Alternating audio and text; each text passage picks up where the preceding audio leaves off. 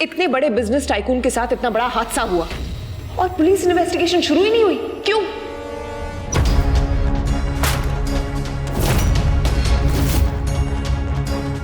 मेरा मन तो कहता है मेरे देवर के साथ हादसा नहीं साजिश हुई है, साजिश। पुलिस केस तो होगा ही होगा, लेकिन मैं पुलिस केस नहीं चाहती, मैं चाहती हूं पुलिस इन्वेस्टिगेशन। पुलिस इन्वेस्टिगेशन की कोई जरूरत नहीं है बरखा। मैं वहां थी और मैंने जो कुछ भी देखा वो मैंने बता दिया ना तुम्हें। और क्या है? तुम्हें तो पता ही नहीं तुमने क्या देखा, तो तुमने क्या बताया? हाँ, जब किसी बात को लेकर क्लैरिटी ही नहीं है तो तुम श्योर कैसे हुआ वहां पर हुआ क्या था? अरे मैं वहां रहकर भी श्योर नहीं हूं कि क्या हुआ था, और तुम यहाँ बैठे बैठे ये डिसाइड कर चुकी हो कि ये साजिश है। वाह बरखा, तुम अनश्योर इसलिए हो क्योंकि अनुज के साथ वहां तुम्हारा पति था। अब पुलिस को तो तुम ये बताओगी नहीं ना कि अनुज को तुम्हारे पति ने मारने की कोशिश की, बताओगी?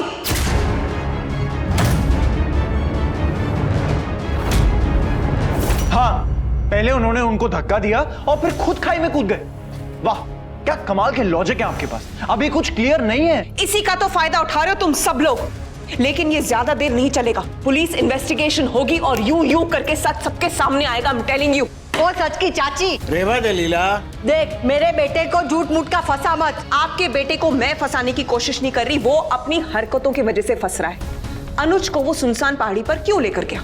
लूडो खेलने के लिए तो लेकर नहीं गया होगा। सबके सामने उसने अनुज को मारने की धमकी दी थी कि नहीं? और फिर वहां पर बुलाया। लेकिन क्योंकि आपके बेटे ने एक काम जिंदगी में ठीक से नहीं किया, ये काम भी ठीक से नहीं कर पाया, सही से धक्का भी नहीं दे पाया, अनुज के साथ खुद खाई में गिर गया।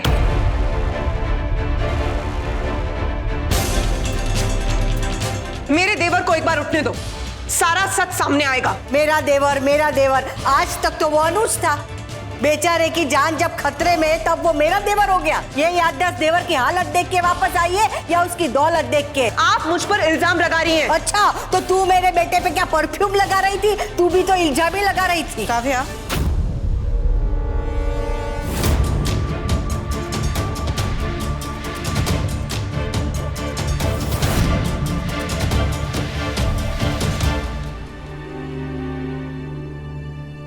हाँ, जरा एक रिक्शा मंगा दो ना, इन दोनों को उसमें बैठा के अखाड़ा भेज देते हैं, वो आराम से लड़ती रहेंगी। ये लोग तो भूल गई है कि यहाँ अस्पताल है। इससे बोल। अनुपमा, तुम्हारी जेठानी मेरे पति पर इल्जाम लगा रही है। इल्जाम नहीं लगा रही हूँ, सच बोल रही हूँ। अनुपमा की हालत ठीक नहीं है, मुझे अपने देवर के लिए स्टैंड लेना होगा। मैं वनराज शाह के अगेंस्ट पुलिस कंप्लेंट करूंगी। वनराज शाह ने मेरे देवर को मारने की कोशिश की है, उसे उसके किए की सजा मिलेगी। भाभी, वनराज शाह जेल जाएगा और चक्की पीसेगा, और अगर उसकी मदद किसी ने भी की तो वो भी जेल जाएगा, चाहे वो उसके माँ बाप ही क्यों ना हो और चाहे वो उसके बच्चे ही क्यों ना हो। बस भाभी, बस। ओ गॉड अनुपमा, तुम फिर से इस मनूज फैमिली की सगी बन गई। वर्षा, कभी तो सोच समझ के बात किया करो। इन बातों का ना ये वक्त है ना जगह। अरे लेकिन मैं सच बोल रही हूँ, इस फैमिली ने सबका, खासकर अनुपमा का जीना हराम करके रखा हुआ है। फिर भी अनुपमा इनके सामने डोरमैट जैसे बिछी होती है। वनराज शाह तुम्हारे एक्स पति है ना? फिर भी तुम उनसे रिश्ता नहीं तोड़ पाई हो।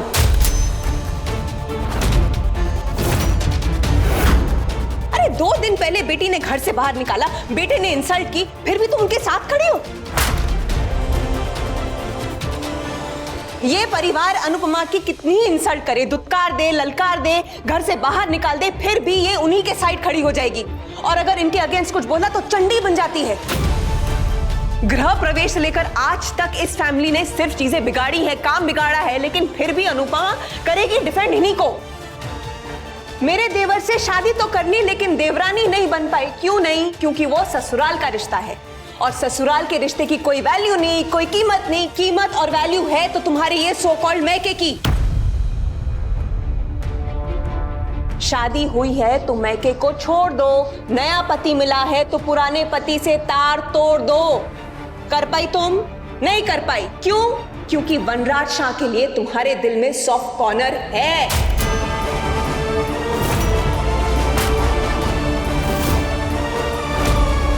आज भी तुम कैसे घूम रही हो कहती हुई कि वनराज शाह ने तो कुछ नहीं किया, वो तो इनोसेंट है, वो किसी की जान नहीं ले सकते। क्यों? अगर वनराज शाह से इतना ही प्यार था तो मेरे देवर से शादी क्यों की?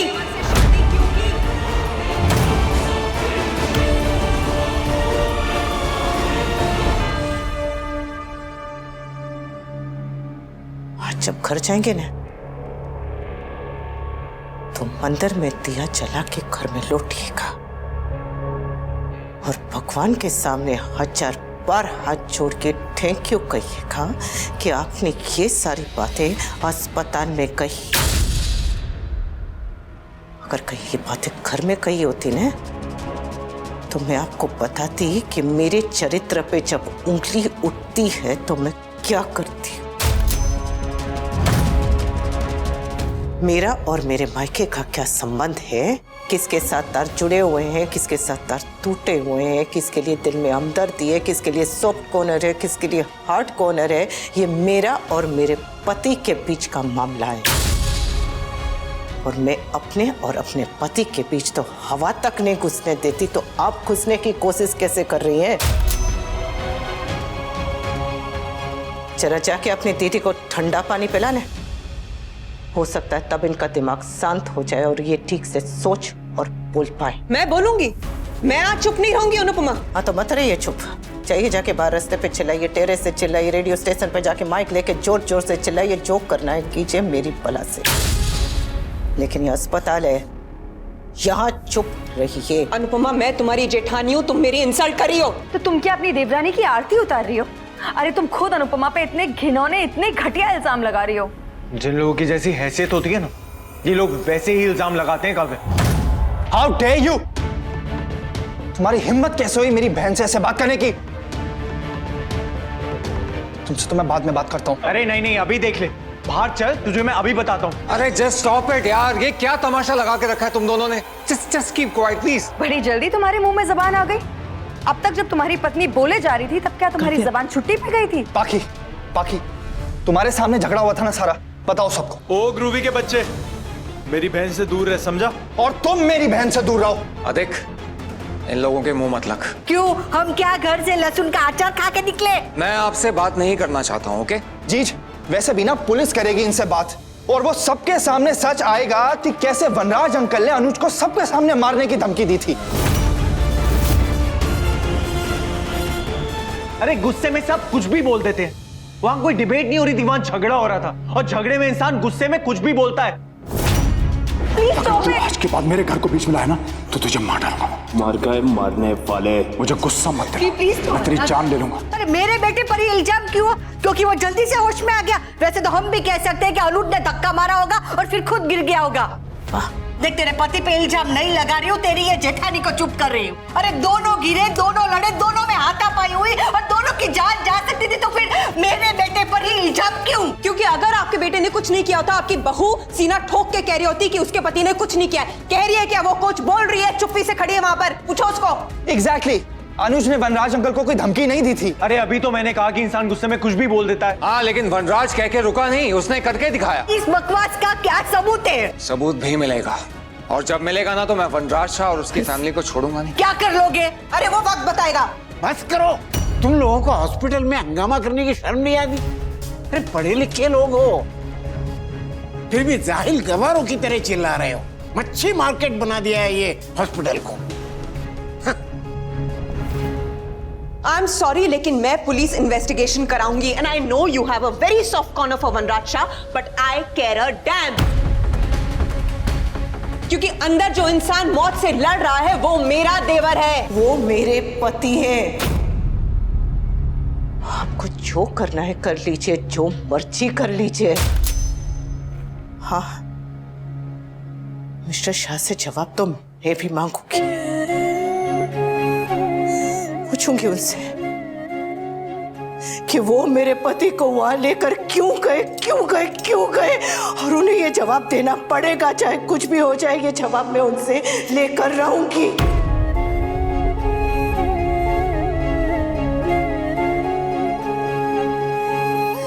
लेकिन जब तक सच नहीं पता चल जाता तब तक मैं किसी को किसी पर इल्जाम लगाने नहीं दूंगी। और सच कब सामने आएगा? मेरे अनुज बताएंगे। और अगर उनको होश नहीं आया तो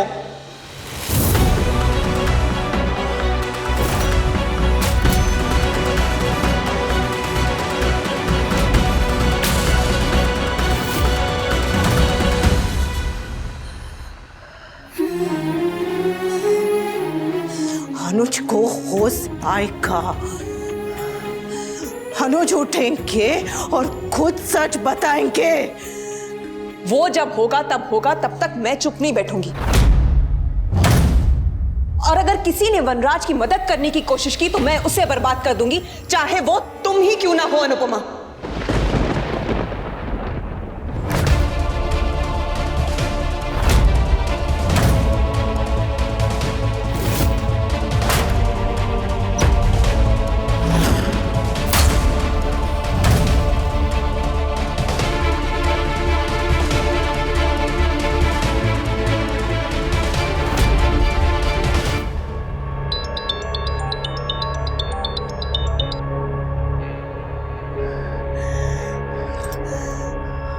हेलो हेलो।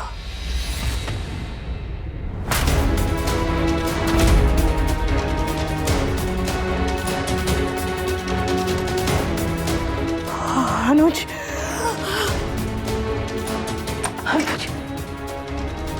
आराम से, इन्हें किसी भी तरह का स्ट्रेस नहीं देना है।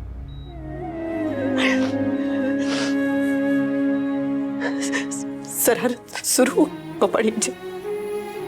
चलिए, बहुत परेशान कर ले, अब उठ भी जाइए।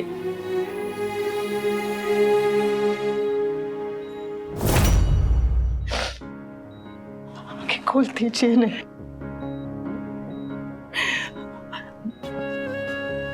पता है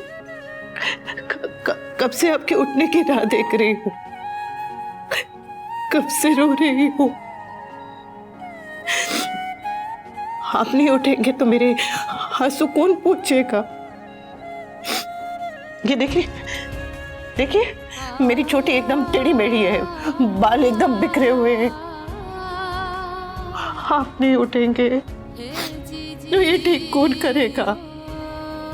मेरी बिंदी सीधी कौन करेगा। हाँ, चलिए उठ जाइए, उठ जाइए, उठ जाइए, उठ जाइए। पता है आपकी बेटी ने ये ब्रेसलेट आपको पहनाने के लिए भेजा है। हाँ, बहुत याद कर रही है आपको। ये आपको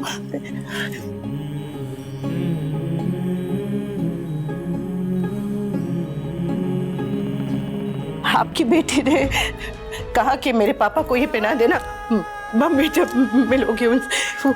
और ये देखिए, उसने अपने पापा के लिए कविता भी लिखी है। बोलो, शायर पापा की शायर बेटी। सुनेंगे? दोपहर को इंग्लिश में कहते हैं नून, मेरे पापा गेट वेल सून। 1 के बाद 2, मे के बाद जून, मेरे पापा गेट वेल सून। उठ जाइए ना अनुज, उठ जाइए ना, उठ जाइए। देखिए, आपकी अनु आपके सामने आप आंखें खोलकर मुझे देखेंगे नहीं। हाँ, मुझे आंखें खोलकर देखेंगे नहीं अनुज, उठ जाइए ना।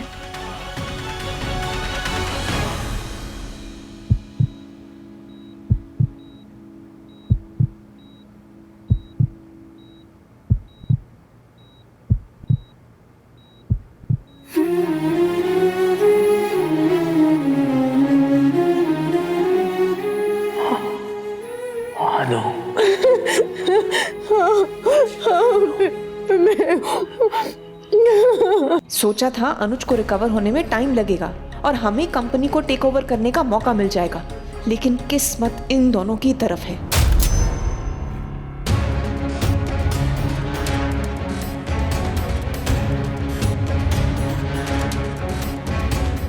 इससे पहले कि अनुज फिर से बेहोश हो जाए, अनुपमा को कंफर्म कर लेना चाहिए कि उसको मारने की कोशिश वनराज ने की थी।